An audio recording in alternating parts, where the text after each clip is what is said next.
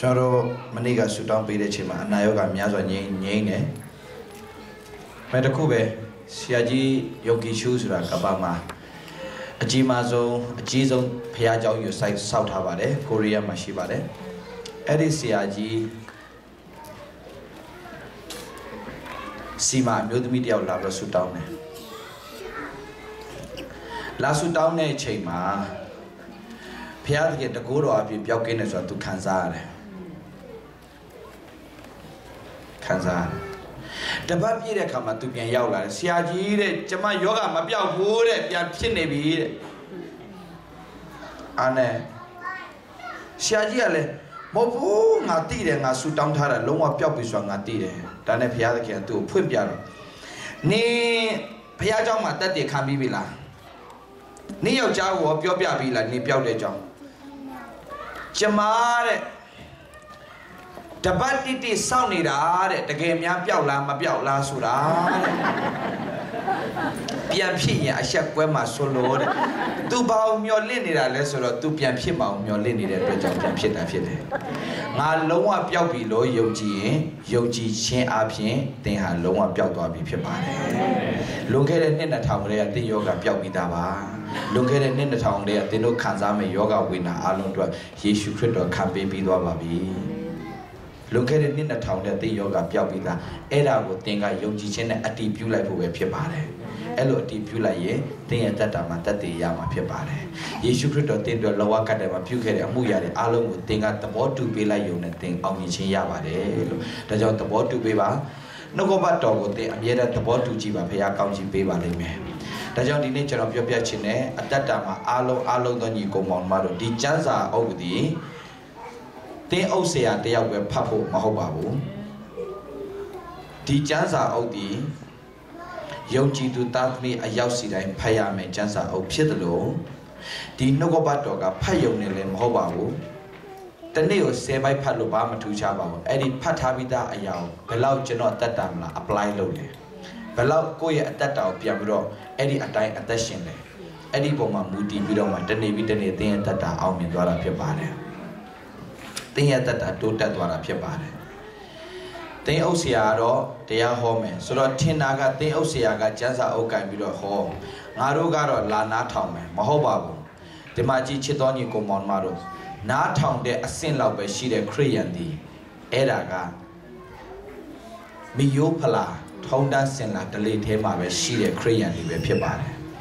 Yogi do the Yapilaye, did no go batoga, Amieda, the low twin of Payame Yapibare. Did the job at the end of the nota or then of Pidem Pides or Bay Yapi, Gina less so ye. Payajan Lare Kama, Janza or Jula Jala. Any bomber Muti Bidoma, the then or the notala Madotala such an Opiolo Yabare. Nalu Piopiacine, the then or ye. Seaga Satin, they are hobby soda and Janzago. Seaga, Bay Janza Lupiola and the Janza Pacane, Puimidoma, Sea Hornet, Maguala, Libro Pani Bidoma, Sea Yoda Aya, go Piamro, Lila, Chachin alone doing it that people imata Yijivara. Elo Mahobene, Joroa Sea Biochina Bio, Goale Lacan and Elo Lacam and Lamacan and Lamacan, Sea Biodala Lacane. At that daga, the Pipine, Yogi Duredi, the Pipine just shown Dwavane. The job, only not Duredi, no go bad dog, Sissy Chishude, Gongo Natone, Pialebro Pashude, Nalong doing a PSM Bidoma, Eri at time light shouted Dua, the Navy didn't two charted that out Yala Bade. The John no go bad dog, Babiola Sorekama, Tara Piai, the Yaro and Wilio, the Yaro go ne, Nya Mapia Sinji, Almedo to a Mingala Shide, Toduha, Ninama silent, Mimi a chain dama adidime, as your manuno and a penetume, purely the Miama Alme, then Pudemia Alchines, a Yeji Zonga. Then the Payajao, the Bataka, the Ningle, Lata, you may put the Mama Almabu. Payaya, Zagaro, would Nalo Twin, Nay Dine, any Zagaro time, let me light out the Shin, then the Mijiuma to Mian and Matu, the Mutu Chad that Yama Piabare. The job Payaya, Zagabo, my Yeti, or to the General Amakan Yede. Tawi Almibo John Machine. General. Satin Pianle Gazamachano Sudan Mare, Eddie Sudan Yaga Balesoro. Piakin ကျွန်တော်တစ်ပင်ကြီးတစ်ပင်ဖြစ်ရှင်တယ်လို့တစ်ပင်တစ်ပင်ကောင်းရင်ငှက်တစ်တောင်းနားနိုင်တယ်ကျွန်တော်တတ်တာအဖြစ်များစွာသောသူတွေနားခိုရာကောင်းကြီးခံစားတဲ့တတ်တာဖြစ်ရှင်တယ်ကိုတော်လို့တစ်ပင်ကောင်းတစ်ပင်ကောင်းသွားပြီဆိုရင်အမှအများသောငှက်တွေကလာရောက်ခိုနားနိုင်တယ်တစ်တစ်ပင်ကောင်းရင်ပါလေငှက်တစ်တောင်းနားနိုင်တယ်ကျွန်တော်တတ်တာအဖြစ်များစွာသောသူတွေနားခိုရာကိုရသောတတ်တာဖြစ်ရှင်တယ်ကိုတော်ကောင်းကြီးပေးပါလို့ကျွန်တော်ဆုတောင်းခဲ့ပါတယ်အဲ့ဒီအချိန်မှာဘုရားကျွန်တော်ဘာဖော်ပြလဲဆိုတော့တစ်ပင်ကောင်းဖြစ်ဖို့ရန်အတွက်ကအရေးကြီးဆုံးကတဲ့ရေတောက်မြစ်ပဲတဲ့အဲ့ဒီရေတောက်မြစ်ကတဲ့ရေတောက်မြစ်ကဘယ်မှာတည်နေတယ်လဲဆိုတာအင်မတန်အရေးကြီးပါတယ်ကောင်းသောတစ်ပင်ကြီးတစ်ပင်တစ်ပင်ကောင်းဖြစ်ခြင်းနဲ့ဆိုရင်တင်းရဲ့ရေတောက်မြစ်တွေအမြဲတမ်းစီးဆင်းနေတဲ့ရေနဲ့အဆက်အသွယ်ရှိနေဖို့အင်မတန်အရေးကြီးပါတယ်အသက်ရည်ထွက်ရာစိုင်းရည်တွင်ကိုဖြစ်စေတာခရစ်တော်တပါးတည်းဖြစ်ပါတယ်အဲ့မှာဘာဖော်ပြလဲဆိုတော့ခရစ်တော်နဲ့သင်အဆက်ရနေမယ်ဆိုရင်တင်းဒီတစ်ပင်တစ်ပင်ကောင်းဖြစ်ပြီးတော့ငှက်များစွာနားခိုနိုင်တဲ့တတ်တာတနည်းအားဖြင့်သင်ရဲ့တတ်တာပြီးများစွာသောသူတွေကောင်းကြီးခံစားတဲ့တတ်တာဖြစ်လိမ့်မယ်ကျွန်တော်တို့စွန်ဘလုံးပင်စာကြားဖို့ပါလိမ့်မယ်တဲကန်တာရမှာပဲပေါက်တဲ့အပင်ဖြစ်တယ်တဲကန်တာရမှာဘယ်အပင်မှမခံနိုင်ဘူးဒါပေမဲ့တဲကန်တာရထဲမှာအပင်တပင်ပဲထိထိကြပ်ပြီးတော့ခံရနိုင်တယ်အဲ့ဒီတစ်ပင်ကစွန်ဘလုံးပင်ဖြစ်တယ်အဲ့ဒီစွန်ဘလုံးပင်ရှိတဲ့နေရာမှာရေရှိတယ်ဘလောက်ပဲမုန်တိုင်းလာပါစေအဲ့ဒီစွန်ဘလုံးပင်ကမလဲသွားဘူးအဘဲကြောက်ဆိုတော့ဘလောက်ပဲတဲမုန်တိုင်းဘလောက်ပဲထမ်းပါစေသူ့ရဲ့ရေတောက်မြစ်ကအရှိကြီးဆင်းသွားပြီးတော့သမုဒ္ဒရာမှာသွားပြီးတော့သူ့ရဲ့ရေတောက်မြစ်ကကျနေတယ်သမုဒ္ဒရာမှာရေတောက်မြစ်ကျတော့ကြောင်းအပေါ်ကမုန်တိုင်းတန်တွေဘလောက်ပဲထမ်းပါစေတဲမုန်တိုင်းဘလောက်ပဲကျမ်းပါစေအောက်ကရေတောက်မြစ်ကအမြဲတမ်းစီးဆင်းတဲ့သမုဒ္ဒရာမှာကျနေတဲ့အတွက်ကြောင့်အဲ့ဒီတစ်ပင်ကိုဘယ်အရာမှဖျက်ဆီးလို့မရဘူးဒီနေ့ကျွန်တော်လောကဆိုတဲ့ကန္နာရိုက်ထဲမှာရှောက်လန်းနေရတဲ့သူတွေဖြစ်တဲ့အချိန်မှာကျွန်တော်တို့ရဲ့အသက်တာကျွန်တော်တို့ရဲ့စောက်တီရာကျွန်တော်တို့ရဲ့တီရှိတဲ့အသက်တာကကျွန်တော်တို့စောက်တီထားတာဘယ်မှာတီဆောက်ထားလဲကျွန်တော်တို့ဘဝအသက်တာကျွန်တော်တို့ရဲ့ငွေလားကျွန်တော်တို့ရွှေလားကျွန်တော်တို့ရဲ့အလုပ်လားကျွန်တော်တို့ရဲ့ဟလာခုံးလားကျွန်တော်တို့ရဲ့ဘယ်အရာမှာတီဆောက်ထားလဲအဲ့ဒီလောကအရာတွေအကုန်ပျက်စီးသွားနိုင်တယ်အဲ့ဒါအပေါ်ရန်ကြောတွေပဲဒါပေမဲ့ဖယား၌တီဆောက်ထားရင်သင်ရဲ့အသက်တာမြဲတယ်သင်ရဲ့အသက်တာဘလောက်ပဲမုန်တိုင်းထမ်းပါစေအောင်မြင်စွာကြော်လွှားသွားနိုင်မှာဖြစ်တယ်အကြောင်းဒီနေ့အရေးကြီးဆုံးအရာတခုဒီနေ့ကျွန်တော်ပြောပြချင်တယ်ဒီနေ့အမေရိကမှာရောက်နေညီကိုမောင်မှာရောက်နေတဲ့ကျွန်တော်ပြောပြချင်တယ်ဘဝယူစူးစမ်းပြီးရုန်းကန်နေရတဲ့သူတွေပဲဖြစ်တယ်ကြည့်လိုက်တော့အားလုံးအဆင်ပြေတဲ့ပုံစံလေးတွေတော့ရှိကြတယ်ကားလေးတွေနဲ့အိမ်လေးတွေနဲ့ဟလာအလုတ်ကလေးတွေနဲ့ဒါပေမဲ့အိတ်အပေါက်နဲ့ဖားကောက်တဲ့ဘဝတက်တာနဲ့တူတူပဲအိတ်ပေါက်နဲ့ဖားကောက်တယ်ဆိုတာလေဖားကောက်လိုက်အိတ်အပေါက်ထဲထည့်လိုက်အဲ့ဒီဖားပြန်ထွက်သွားလိုက်ပြန်ကောက်လိုက်အဲ့ဒီဖားအပေါက်ရှာပြီးတော့ပြန်ထွက်လိုက်ပြန်ကောက်လိုက်ဒီနေ့ခင်ဗျားတို့လှုပ်တလောက်ဝင်တလောက်လည်းထွက်တယ်မမြဲဘူးဒီနေ့ဘုရားကျွန်တော်အဲ့ဒါပေါ်ပြတယ်မြဲမယ်လို့လှုပ်လိုက်ဗမာပြည်ကအမျိုးတွေပတ်စံတောင်းလို့ပို့လိုက်ပြန်ပြီဟိုပါဖြစ်လို့ပို့လိုက်ပြန်ပြီဒီပါဖြစ်လို့ပို့လိုက်ပြန်ပြီဒီမှာကိုယ့်ဘာသာမလောက်ရတဲ့ကြားတုံးမှာပို့ရတာတမျိုးဆိုတဲ့အခါမှာအဆင်ပြေမှုတွေမှာအများစားတယောက်တည်းနေပြီးတော့မှအဆင်မပြေတဲ့ဖွဲ့ရလည်းရှိသေးတယ်တယောက်တည်းနေပြီးတော့မှဘာကုံလို့ကုံမှမသိကုံနေတဲ့ဖွဲ့တွေရှိသေးတယ်ကုံနေတာတယောက်တည်းနဲ့ကိုကုံနေတာဘာလို့ကုံလဲမသိဘူးကောင်းချင်မမြဲတာလေမမြဲတာဘာလို့သိလားဖယားနဲ့အဆက်မရှိမချင်းမမြဲဘူးတနင်္ဂနွေတစ်ခါဖျားเจ้าလာတက်ရမယ်လို့အသိစိတ်နဲ့လာတက်တဲ့အဖွဲ့တွေလည်းဘာမှထူးခြားမှာမဟုတ်ဘူးတနင်္ဂနွေတစ်ခါဖျားเจ้าလာတက်ရမယ်ဆိုတဲ့အသိစိတ်နဲ့လာတက်ဘာမှထူးခြားဘူးဒါပေမဲ့ဖယားကိုကိုးကွယ်တယ်ဆိုတာက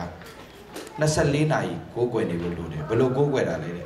ကျွန်တော်ဘယ်လိုကိုးကွယ်တယ်သိလားချစ်တော်ညီကိုမောင်မတော့မနှက်ထတာနဲ့မျက်လုံးနှလုံးဖွင့်တာနဲ့ကျွန်တော်အသက်ရှင်ခွင့်ပေးတယ်ဖယားကားမောင်းနေနဲ့လေကျွန်တော်ဖယားကိုအတိမတ်ပြုနေတယ်လမ်းသွားနေနဲ့လေဖယားနဲ့အတိမတ်ပြုနေတယ်အဲ့ဒီအတိမတ်ပြုတဲ့အရာကဖယားကိုဖယားသခင်ကျေးဇူးတော်ကြောင့်ကျွန်တော်မျက်စိမြင်ခွင့်ရတယ်ဖယားခင်ကျေးဇူးတော်ကြောင့်ကျွန်တော်လမ်းလျှောက်ခွင့်ရတယ်ဖယားခင်ကျေးဇူးတော်ကြောင့်ဒါကြောင့်ဒါဝိမင်းကြီးကကျေးဇူးတော်မှာတပါအခြားသောမင်္ဂလာကျွန်ုပ်၌မ မရှိပါနဲ့ဒါကြောင့်ဒါဝိဒ်မြင်တွေ့သမျှအရာအလုံးဂျေဇုတော်တွေပဲဖြစ်နေတယ်ဒါဝိဒ်တွေ့သမျှအရာတိုင်းကဂျေဇုတော်ပဲဒါဝိဒ်တွေ့သမျှအရာတိုင်းကဂျေဇုတော်ချီးမွမ်းနိုင်တယ်ဒါဝိဒ်ကိုသူများလာချီးမြှောက်လည်းပဲဒါဝိဒ်ကဖခင်ကိုပဲပြန်ချီးမြှောက်တယ်ဖခင်သခင်ဂျေဇုတော်မှာတပါအခြားသောမင်္ဂလာငါမှာဘာမှမရှိဘူးတဲ့ဒါဝိဒ်ဘယ်လောက်ထိဂျေဇုတော်ချီးမွမ်းတယ်လဲဆိုရင်ဒါဝိဒ်ဒီဂေါလိယက်ရဲ့ဓာတ်ကိုယူပြီးတော့ဂေါလိယက်လက်ဘင်းကိုဖြတ်လိုက်တဲ့အချိန်မှာဖြတ်ပြီးတော့ဂေါလိယက်ဓာတ်ကိုသူယူတော့အောင်ပွဲခံတယ်ဒါမဲ့ချက်ချင်းဆိုသလိုအဲ့ဒီဓာတ်ကိုသူယူပြီးတော့ငါဂေါလိယက်ကိုအောင်မြင်လာတဲ့ဓာတ်လေတော်ရုံမကင်နိုင်ဘူးဂေါလိယက်ရဲ့ဓာတ်ကိုအဲ့ဒီဂေါလိယက်ဓာတ်ကသူ့ရဲ့အရက်တရက်လောက်ရှိတယ်အဲ့ဒီဓာတ်နဲ့အဲ့ဒီဓာတ်ကင်တဲ့လူကိုငါတတ်ပြီးတော့မှဒီမှာတစ်လာအဲ့ဒီဓာတ်နဲ့ငါတတ်ခဲ့တယ်ငါအောင်မြင်တယ်လို့သူကြွားလို့ရတယ်ဒါပေမဲ့ဒီတိုက်ပွဲကိုသူတိုက်တာမဟုတ်ဘူးဆိုတာသူကောင်းကောင်းသိတယ်ဖယားသခင်ကြောင့်သူဂေါလိယက်ကိုနိုင်တယ်ဆိုတာသိတဲ့အတွက်ကြောင့်အဲ့ဒီဓာတ်ကိုယူပြီးတော့သူဘာလုပ်လဲဆိုတော့ဗိမာန်တော်သွားတယ်တဲတော်သွားတယ်တဲတော်ကိုသွားပြီးတော့ဘာလုပ်လဲဆိုတော့တဲတော်မှာရှိတဲ့တင်တိုင်းရဲ့ရှေ့မှာအဲ့ဒီဓာတ်ကိုချိန်ထားခဲ့တယ်တဲ့ဘာပြောရှင်တာလဲအောင်မြင်ခြင်းကငါနဲ့မဆိုင်ဖယားနဲ့ဆိုင်တယ်ဆိုတာသိအောင်သူကြွားလို့ရတယ်အဲ့ဒီဓာတ်ကိုကင်သွားပြီးတော့တွေ့လားအကိုတွေတွေ့လားအဖေဒီမှာကျွန်တော်ဂေါလိယက်ကိုတတ်ခဲ့တယ်ဒါတွေ့လားသူကြွားလို့ရတယ်သူမကြွားဘူးဘာပြောလဲဒီဓာတ်ကိုယူပြီးတော့တဲတော်ထဲယူသွားပြီးတော့တဲတော်မှာထားလိုက်ပါတဲ့တဲတော်ကပါလဲဖယားဝတ်ပြုကိုယ်ွယ်တဲ့နေရာဖယားနဲ့ဆိုင်တဲ့အရာဖယားကိုပဲပြန်ပေးပါတယ်တဲ့ဒီနေ့ကျွန်တော်ကျမရောက်ရှိတဲ့တတ်တာမှာဖယားရဲ့ဂျေဇုတော်မှာတပါခြားသောမင်္ဂလာမရှိဘူးလို့သိရင်တင့်ရဲ့တတ်တာဖယားကောင်းချီးပေးလိမ့်မယ်ဒီနေ့မြင်ခွင့်ရတယ်ဘယ်သူဂျေဇုတော်ကြောင့်လဲဖယားကြားခွင့်ရတယ်ဘယ်သူဂျေဇုတော်ကြောင့်လဲဖယားလမ်းလျှောက်ခွင့်ရတယ်ဖယားသခင်ဂျေဇုတော်လက်နှစ်ဖက်မြောက်ခွင့်ရတယ်ဖယားရဲ့ဂျေဇုတော်တွေကြီးပဲကျွန်တော်တို့ဂျေဇုမတင်တတ်ဘူးဘာဖြစ်လို့မဖြစ်ဘူးသေးလို့မျက်စိကောင်းနေတဲ့အချိန်မှာမျက်စိအတွက်ဂျေဇုမတင်တတ်ဘူးဒါပေမဲ့အဲ့ဒီမျက်စိမှုန်သွားတဲ့ချိန်တိုင်းမျက်စိတန်ဖိုးကိုအရန်နားလည်သွားတယ်နားကောင်းနေတဲ့အချိန်မှာနားအတွက်ဂျေဇုတော်မချီးမွမ်းဘူးနားအတွက်ဂျေဇုတော်မချီးမွမ်းဘူးဘာပဲလုပ်လဲအဲ့ဒီနားကလေအတင်းပြောတာပဲလိုက်နားထောင်တယ်ဟိုအကြောင်းပြောဒီအကြောင်းပြောဒါရင်းနဲ့ပဲချိန်ကုန်တယ်နဘေးနေတွေ့ဘူးလားနားပေးတာတော့မဟုတ်နားလေးတာပဲရှိသေးတယ်တော်တော်လေးဝမ်းနေကြကောင်းတယ်ဆရာတယောက်ရဲ့မိန်းမနားလေးတယ်အဲ့ဒီဆရာတယောက်ရဲ့မိန်းမကိုနောက်ဆရာတယောက်ကတော်စားတယ်အမကြီးနေကောင်းလားသူကနားလေးတော့အမကြီးနေကောင်းလားစားပြီးပြီဟိုကပြဖြစ်တယ်အမကြီးနေကောင်းလားစားပြီးပြီနားလေးတစ်ချက်မကောင်းတာနဲ့ဒီတိုင်းပဲတော့သူများလိန်နိုင်ခံရတယ်ဘုရားသခင်ဖန်ဆင်းထားတဲ့ဂျေဇုတော်တွေအများကြီးပဲခန္ဓာကိုယ်ထဲမှာဆေးရုံမှာတွားကြည့်လိုက်ခင်ဗျားတို့ကြောက်ကမကောင်းလို့လေကြောက်ထဲမှာစီးဟလာဒီဘာခေါ်လဲစီးထဲမှာကြောက်တယ်ကြောက်ထဲမှာကြောက်ကတ်ထဲမှာလေအဲ့လိုမျိုးလေကြောက်ပြီးရှိတာလေစီးထဲမှာကြောက်တယ်တာအဲ့ဒီကြောက်တယ်လို့လေစီးတစ်စက်ကြဖို့អော်ရတဲ့သူတွေဆေးရုံမှာတွားကြည့်လိုက်စီးသွားနေရတဲ့အချိန်ကျွန်တော်ဘုရားသခင်ကြီးတို့ချီးမွမ်းဖို့လိုတယ်ဘယ်တွားကြည့်အော်ရာမှာရက်ဆက်ကိုအော်ရာနော်လူကြီးကတော်တော်အသက်ကြီးနေပြီခလေးငယ်လို့ငိုပြီးတော့မှဖျားမထားပါကောင်းနေတဲ့အချိန်မှာဘုရားသခင်ဂျေဇုတော်ချီးမွမ်းကြပါကောင်းနေတဲ့အချိန်မှာကိုယ့်ရဲ့ခန္ဓာကိုယ်မဖြတ်စည်းကြပါနဲ့ကိုယ့်ရဲ့ခန္ဓာကိုယ်ကိုအရက်နဲ့မဖြတ်ပါနဲ့ကိုယ့်ရဲ့ခန္ဓာကိုယ်ခိုင်နီးနဲ့မဖြတ်ပါနဲ့အထူးသဖြင့်ခိုင်နီးကဘာဒုက္ခပေးလဲဒီလားအခုဆရာဝန်တွေတွက်ချက်ရခိုင်နီးသည်တဖုံးကင်ဆာဖြစ်တာအများဆုံးပဲလေဘင်းကင်ဆာဖြစ်တာအများဆုံးပဲအပြင်သွေးကြောပိတ်တာအများဆုံးပဲဒါပေမဲ့ကျွန်တော်တို့မသိဘူးစာတာလှည့်စားထားတယ်ငါတို့ရိုးရာစားတာပဲဘာဖြစ်လဲရိုးရာကယ်တင်ခြင်းပေးတာမဟုတ်ဖယားကယ်တင်ခြင်းပေးတာရိုးရာကကျွန်တော်လွတ်မြောက်စေမှာမဟုတ်ဖယားကလွတ်မြောက်စေတာဖြစ်တယ်ဒါကြောင့်ဖယားသခင်ပေးတဲ့ဗိမာန်တော်ဖယားသခင်ကျင့်ဝတ်ရာဗိမာန်တော်မဖြတ်စည်းကြပါနဲ့ဖယားသခင်သင်တို့ရဲ့တတ်တော်တာရွေးကောင်းကြီးပေးခြင်းတယ်ဟာလာကျွန်တော်တို့လှုပ်ချင်တာလှုပ်ပြီးတော့မှဖယားလို့တတဲ့အခါမှာဖယားတော်မဆတယ်ဒါပေမဲ့ဖယားတွင်တင်ခြင်းရှိတယ်ဒါကြောင့် ကောင်းနေတဲ့အချိန်မှာဂျေဇုတော်ခံစားနေတဲ့အချိန်မှာဘုရားသခင်တို့အကောင်းဆုံးသက်ရှင်ဖို့ဘုရားခင်အလိုတော်ရှိတယ်ဒီနေ့လောကကြီးထဲမှာအထူးဖြင့်အမေရိကနိုင်ငံမျိုးရောက်လာပြီးတော့မှစိတ်ပြတ်ဝမ်းနဲ့ကြေးကွဲပြီးတော့မှအနာဂတ်ကိုမမြင်နိုင်တဲ့သူတွေများစွာရှိတယ်ဒီနေ့ချစ်တော်ညီကိုမောင်မတို့ဒီတိုင်းမဲ့ငါဒီကြက်ယုံမှာဒီဝက်ယုံမှာဒီတိုင်းမဲ့ငါတစ်သက်လုံးလောက်ရတော့မှာလားချစ်တော်ညီကိုမောင်မတို့ကျွန်တော်ပြောပြချင်တယ်တင်းဒီဖယားနဲ့အဆက်ရသွားရင်ဖယားအကြောင်းသိတာနဲ့ဖယားနဲ့သိတာမတူဘူးနော်ဖယားအကြောင်းသိတာနဲ့ဖယားနဲ့သိတာမတူဘူးနော်ကျွန်တော်ပြောပြချင်တယ်ကျွန်တော်ကငယ်ငယ်ကတည်းကခရစ်ယာန်ဖြစ်လာတဲ့သူတစ်ယောက်ဖြစ်တယ်ဖယားအကြောင်းအကုန်သိတယ်ဒါပေမဲ့ကျွန်တော်အသက်တာမှာဝမ်းနေခြင်းနဲ့ပဲရင်ဆိုင်တယ်ကြောက်တယ်အကုန်လုံးကိုစိုးရိမ်တယ်တုန်လှုပ်မှုတွေနဲ့ဘဝမှာအောင်မြင်ခြင်းမရဘူးသူများအောက်မှာပဲတစ်သက်လုံးနေခဲ့ရတဲ့အသက်တာဖြစ်တယ်ဖယားကိုမသိတဲ့လူတွေရဲ့အောက်မှာလှုပ်ခဲ့ရတဲ့အသက်တာအဲ့ဒီဖယားကိုမသိဘူးဆိုတဲ့လူတွေရဲ့အောင်မြင်မှုအောက်မှာကျွန်တော်တို့ကခေါင်းငုံပြီးတော့လှုပ်ခဲ့ရတဲ့တက်တာတွေရှိခဲ့ရတယ်ပြောတော့ဖယားသားသမီးဆိုပြောတော့အသက်ရှင်တော်ဖယားကိုကိုးကွယ်တယ်ဆိုပြောတော့ကောင်းကင်နဲ့မြေကြီးကိုဖန်ဆင်းတဲ့ဖယားရဲ့သားသမီးတွေဆိုဒါမဲ့သူများမလုပ်ချင်တဲ့အလုပ်လူဖြူတွေမလုပ်ချင်တဲ့အလုပ်လူဖြူတွေမလုပ်နိုင်တဲ့အလုပ်ကိုမှလုပ်ရတဲ့ဘဝကဘာလဲလို့ပြန်စဉ်းစားရင်နာစရာကောင်းတယ်ကျွန်တော်တို့ဒီနိုင်ငံလကားပို့တာမဟုတ်ဘူးဒီနိုင်ငံမှာအလုသမားလောက်ကျန်းသမားမရှိလို့ခေါ်တာဖြစ်တယ်အဲ့ဒီဘဝကနေလွတ်မြောက်ဖို့တနည်းပဲရှိတယ်ဖယားအကြောင်းသိတဲ့ဘဝနဲ့ဖယားနဲ့တကယ်အဆက်ရဖို့အင်မတန်ရည်ကြီးတယ်ဖယားနဲ့တင်တို့ဆက်ရရင်ဒီ company မှာတင်တို့ပိုင်ရှင်ပြန်ဖြစ်ဖို့ဖယားလိုတော့ရှိတယ်ဒီအလုပ်ရုံတွေမှာတင်တို့ခေါင်းဆောင်ဖြစ်ဖို့ဖယားလိုတော့ရှိတယ်ဒီနိုင်ငံမှာဖယားခင်ထိတ်ဆုံးဖို့ပြန်ချီးမြှောက်မှာဖြစ်တယ်ဒါကြောင့်ဖယားအကြောင်းသိတာနဲ့မလုံလောက်နဲ့ဒါဝိဒ်အကြောင်းသိတာအာဗြဟံအကြောင်းသိတာဣဇက်အကြောင်းသိတယ်အကြောင်းသိတာနဲ့မလုံလောက်နဲ့အသက်ရှင်တော်ဖယား personally သင်ဖယားနဲ့တိကျွမ်းယဉ်နီးလို့ရတယ်ဒါမဲ့ကျွန်တော်တို့ကခွန်အားရှိနေချိန်မှာသင်ဘလောက်အလုပ်လုပ်နိုင်မလဲ Tyson company ပဲဟိုမှာစန်တာမြို့မှာရှိတဲ့ Tyson company ရဲ့ manager တယောက်ကကျွန်တော်မိတ်ဆွေဖြစ်တယ်ကျွန်တော်အားဖြင့်သူကဗုဒ္ဓဘာသာနဲ့ဖယားကျွန်တော်အသုံးပြုခြင်းအားဖြင့်နော်ဖယားကြောင့်မှာတိုးတော့ဖယားကျွန်တော်အသုံးပြုချက်ပဲအဲ့ဒီလူကပြောင်းလဲပြီးတော့အခု Tyson မှာ manager ဖြစ်နေတယ်ဆိုတော့တနေ့သူဖုန်းဆက်လာတယ်ဆရာတရားဟောတဲ့အရာတိတ်မှမှန်တာပဲဆရာရဲ့ဘာဖြစ်လဲကျွန်တော်တို့အလုပ်ယုံကအလုပ်သမားတယောက်အလုပ်လုပ်နေရင်းနဲ့ကြက်လင်းနေရင်းနဲ့တဲ့ဘုံကနေပြုတ်ကြပြီးလေဖြတ်သွားတယ်ဆရာကြီးတဲ့ဟုတ်တယ်နော်ဆရာဖျားခွင့်မပိတ်ချင်တယ်လှမ်းတော့လှမ်းလို့မရဘူးတဲ့တန်တန်မာမာကြီးအလုံးလုံးနေနေဘုံကနေလဲကြပြီးလေဖြတ်သွားတယ်ဆရာတဲ့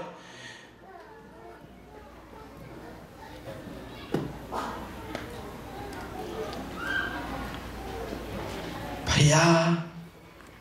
သခင်ဂျေဇုတော်သာမပါလာရင်ကျွန်တော်တို့အချိန်တိုင်းမှာပျက်စီးသွားနိုင်တယ်အချိန်တိုင်းမှာဒီနေ့ကျွန်တော်ဝမ်းနေတဲ့အရာတခုကသူများမလုပ်ချင်တဲ့အချိန်ကျွန်တော်တို့လုပ်ရတယ်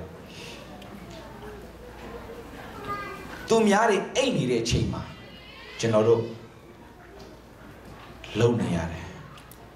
ဘုရားသခင်ညဘက်ကိုဖန်ဆင်းတာအိတ်ဖို့ဒါပေမဲ့ညဆိုင်အလုပ်လုပ်နေရတယ်ကျွန်တော်ကြည့်ပြီးတော့ကျွန်တော်အယမ်းရင်နာတယ်